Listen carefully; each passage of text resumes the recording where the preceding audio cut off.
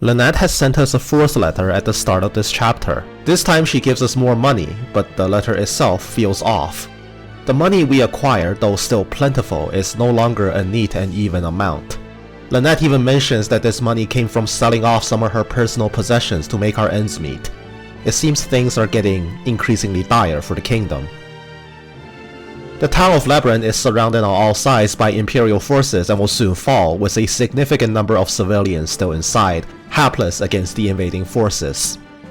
Duke Roswick's daughter and Lord Van Million's sister, Catherine, still resides in the town, but even if they want to go save her, their forces are held in Navarone on the orders of King Molsons and may not mobilize.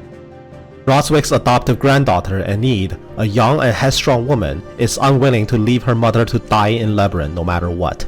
Van Million also petitions Reese for help, as the Sinnoh Knights are a small enough force that they can sortie without direct orders from the king.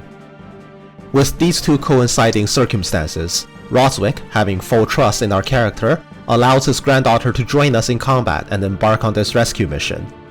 Reese and Enid arrive in Labyrinth just shortly before the Imperial advance, trying to rescue everyone against a rapidly ticking clock. So begins Chapter 6 Main, On the Front Lines.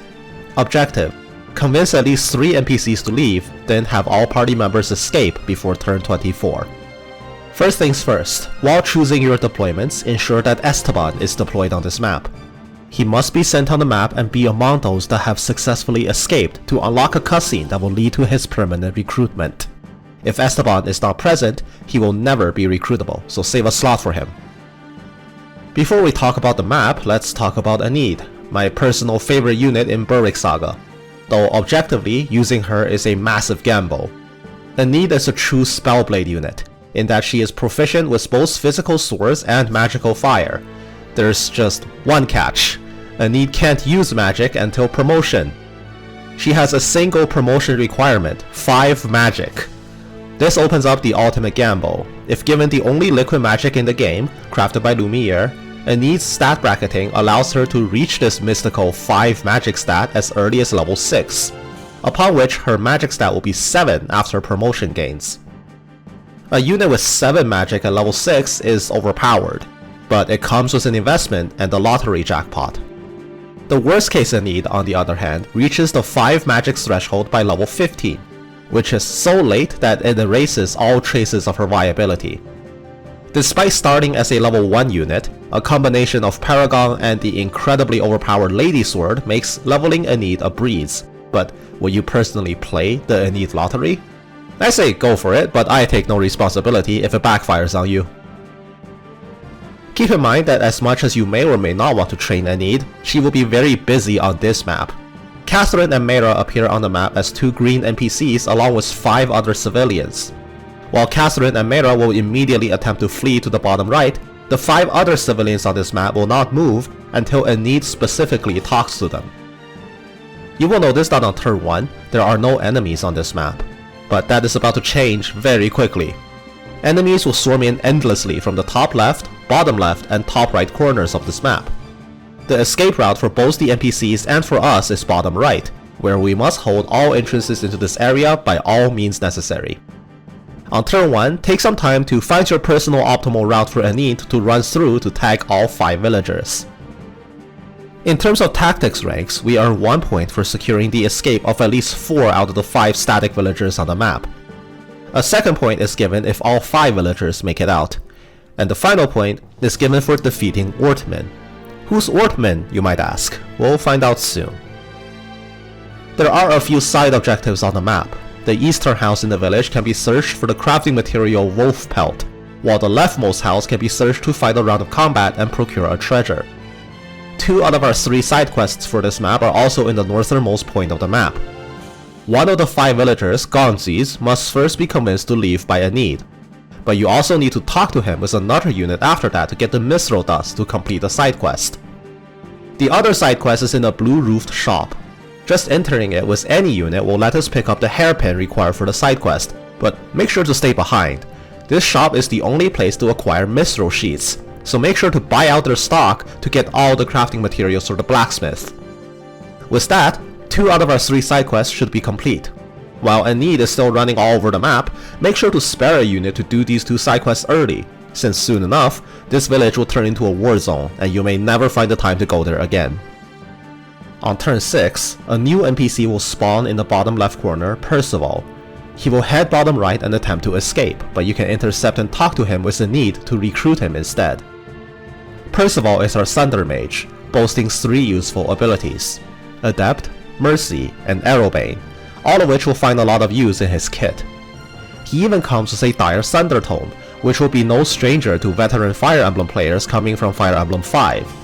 But a key difference is his Dire Thunder only has 30 uses. Thunder Orbs in Berwick Saga are notoriously inaccurate, so you may find that Percy will be missing a lot. It is important to make sure he is maximizing his Dire Thunder uses, and occasionally Adept procs to compensate for his somewhat inconsistent output. With Enid having finished her cross-country run and picked up Perceval, it's time to buckle down and defend. No doubt by this point, enemies have already started swarming in, and some may have gotten uncomfortably close. While it may seem tantalizing to turtle in the bottom right corner until time's up, we are encouraged to fight our way back out for some remaining objectives. In particular, we need to establish a foothold in the top left and bottom left corners, leaving a skeletal crew to hold against the top right. On turn 12, the top left reinforcements have a single enemy that has a portrait.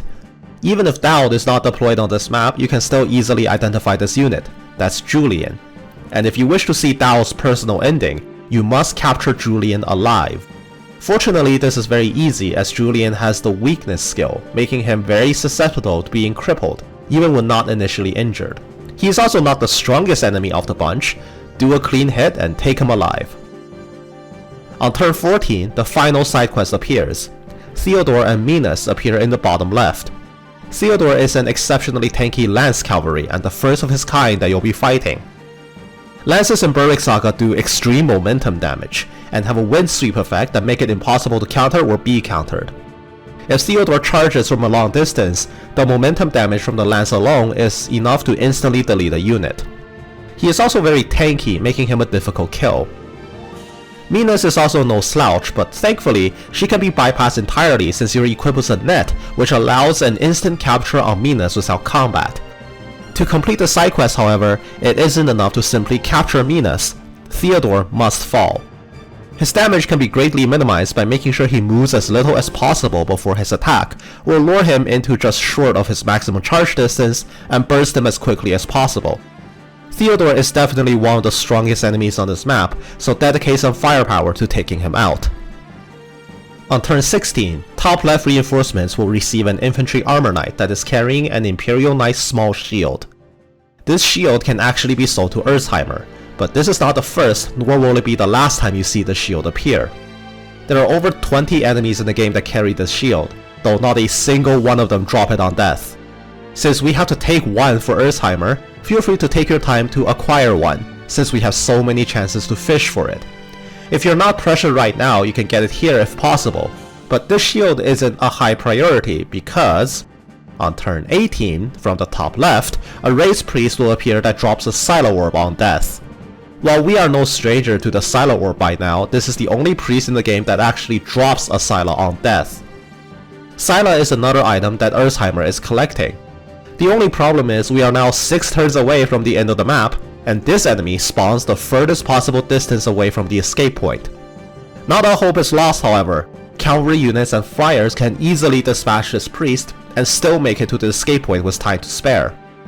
Coincidentally, around the time you're reasonably expected to kill the priest is also when you are expected to start abandoning your defensive lines and start thinking about the retreat. So make sure to grab the Silo Orb on your way out if you still need to sell one. But we can't get out yet. On turn 20, Ortman will finally appear in the bottom left. Defeating Ortman is required for our 3rd tactic point, so we absolutely should go for this kill. Though as you may expect, turn 20 is a hilariously late time for this boss to show up. I found the best way to do this is to buy an escape stone ahead of time in the town shop and leave a unit holding the escape stone to camp bottom left. Make sure that the unit you leave behind can duel Ortman and his escorts and successfully kill him. Then activate the stone to escape while everybody else gets out. If you cannot do this, you may have to all-in Ortman and try to pull as many units out as possible afterward, accepting that some of your team may be left behind and captured for ransom. Any way you do this, ensure that as many people, including and especially ESTEBAN, escape the map successfully as possible. Turn 20 is the last wave of enemy reinforcements, but they will pressure you hard enough that your escape may be a stressful ordeal. Do your best and make a run for it. At the end of this battle, the town may truly be lost to the Empire, but at least we have made it out safe and sound. This map is definitely one of the harder maps in Berwick Saga, but we are well rewarded for clearing this map with some more breathers. See you soon for Chapter 6-1.